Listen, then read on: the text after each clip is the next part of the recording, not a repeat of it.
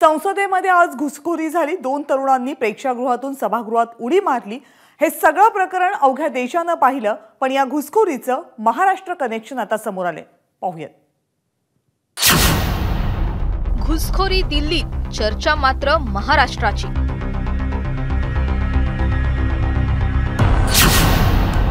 महाराष्ट्र, हरियाणा, कर्नाटक, उत्तर प्रदेश ते दिल्ली कनेक्शन।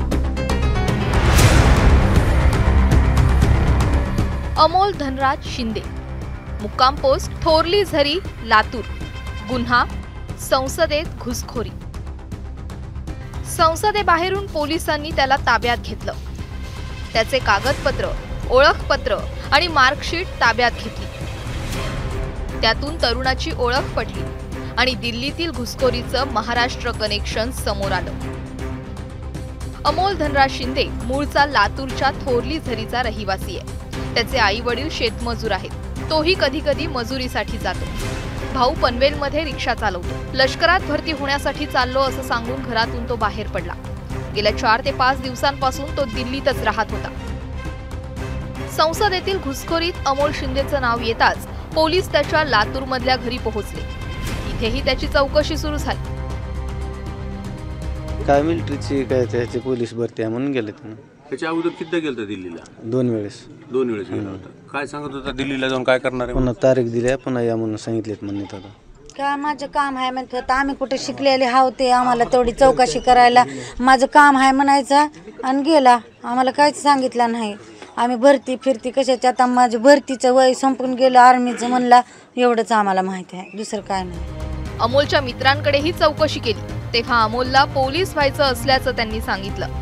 त्यांना शाळा शिकलेला आहे 12वी, ती भरती तीन बघत होता पोलीस आर्मी। गावात काय काम करायचं? गावात मजुरी करत होता आणि भरती आली तर भरतीला जात होता। गावात मजुरी करायचं, भरती आली तर भरतीला जात हा भरती करत होता सर। ते असा सुशिक्षित व्यक्ती होता, असा काही हे नव्हता। ते शाळा शिकलेला होता, त्यानं भरती बघणं हे करणं, त्याचा व्यायाम सकाळी उठून जाणे हे करणे, असं सगळं त्याचंही होतं। एकदम शांत स्वभावाचा माणूस होता, कोणाला जास्त बोलत नव्हता, काय नाही। असं भेटला कधी तर काय चालेल काय नाही असं बोलून 2 गोष्टी पुढे जात होता। अमोलला जर पोलीस व्हायचं होतं तर मग त्याने असं कृत्य का केलं? लोकशाहीच्या मंदिरात असं घुसखोरी करण्याचं कारण काय? या प्रश्नांची उत्तरं शोधतानाच तो कुठल्या पक्षाशी किंवा विचारधारेशी संबंधित नव्हता ना, याचीही चौकशी आता सुरू झाली आहे। त्याला पुढे पास दिला, तो तिथपर्यंत कसा पोहोचला हे तपास संसद त्या ठिकाणी करते। पण लातूर जिल्ह्याचा पोरगा असल्यामुळं मी स्वतः एसपीशी त्या ठिकाणी बोललो। एसपीने प्राथमिक माहिती मला त्या ठिकाणी दिलेली आहे। तो पोलीस भरतीसाठी सारखं ट्राय वगैरे करत होता आणि ते कधीही त्या पोलीस भरतीमध्ये तो पास झालेला नाही। थोडंसं त्याची काय पार्श्वभूमी माहीत, त्याच्या आईवडिलांना त्यांनी पोलिसांनी त्या ठिकाणी विचारणा केली, त्यांच्या आईवडिलांना त्याची काय त्या ठिकाणची माहिती नाही आणि तो कुण्या पक्षाशी संबंधित आहे का याचेही तपास आम्ही त्या ठिकाणी करतो आहोत।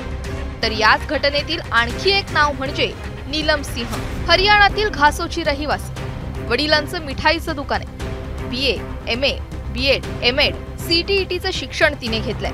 शेतकरी आंदोलनातही सक्रिय होती। हिस्सारमध्ये PG म्हणून सध्या राहते। संसदेत घुसखोरी केल्याने सध्या तिला अटक करण्यात आली आहे। अमोल शिंदे आणि नीलम सिंह या दोघांनाही संसदेबाहेरून अटक करण्यात आली। नीलम मेरी बड़ी दीदी है सर। वो हमें तो पता भी नहीं था कि वो दिल्ली गई है। हमें तो यही पता था कि हमने तो वो हिसार में छोड़ रखी है स्टडी के लिए। क्या करती है, कौन सी स्टडी करती है? वो स्टडी सर ये पेपरों की तैयारी करती है। उसका स्टेट एक्सपायर हो गया था, उसकी तैयारी करती है। वो दोबारा पेपर देकर दोबारा फिर गई हिसार। तो उसका कल आई थी वो घर पे, परसों आई थी, तो कल वापस गई है हिसार। कौन सी क्लास में पढ़ती है वैसे? कितना पढ़ी लिखी है? वो BA, MA, BEd, STAT, CTET, MA, MPhil, net qualified है उसका सर। तर सभागृहातून सागर शर्मा आणि मनोरंजन या 2 तरुणांना अटक झाली।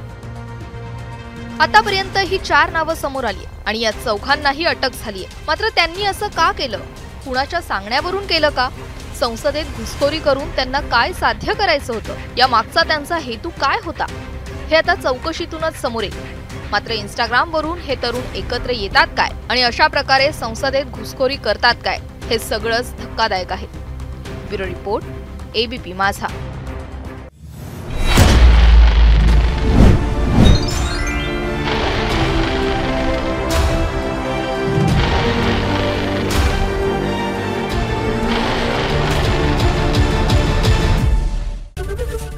एबीपी माझा, उघडा डोळे बघा नीट.